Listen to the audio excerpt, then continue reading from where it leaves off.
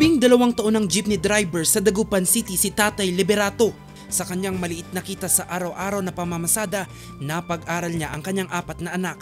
Dito rin sila kumukuha ng pang-araw-araw na gastusin. Sa pag-usbong ng mga modernong jeep, ikinababahala niyang mas lumiit pa ang kanyang kitain.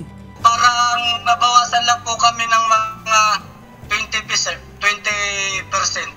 Pero po naintindihan naman na po namin yan kasi dating mga kasamaan po namin yan na siguro na wala na ng pag-asa yung talagang namili na nangutang. Taong 2017 nang maumpisahan ang Jeepney Modernization Program ng Department of Transportation. Ang programa naglalayong mapalitan ang mga tradisyonal na jeepney sa modernong jeep para sa proteksyon ng mga pasahero.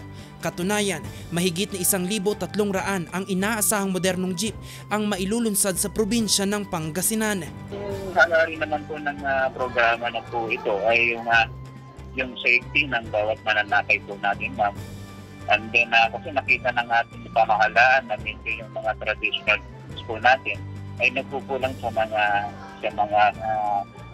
pasilidad na pangseguridad patungkol sa mga mananakay natin. Kaya dito nabuo itong Jeepney Modernization Program. Hati naman ang opinyon ng ilan sa Jeepney Modernization. Yes, ma'am, for me po as a student, most preferred ko ang modern jeep.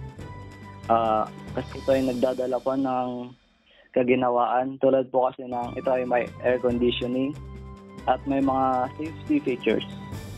At not like po sa traditional jeep na mausok na at mainit pa po. Parang okay na hindi kasi syempre may mga jeepney drivers po, ma'am, na mawawalan ng trabaho at hindi nakakapasada.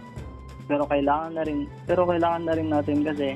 Panawagan naman ng ibang drivers, wag nang i-phase out ang mga tradisyonal na jeepney kahit pa mayroon ng mga moderno. Nananawagan po ako sa gobyerno na ito po, opinion ko lang po ito.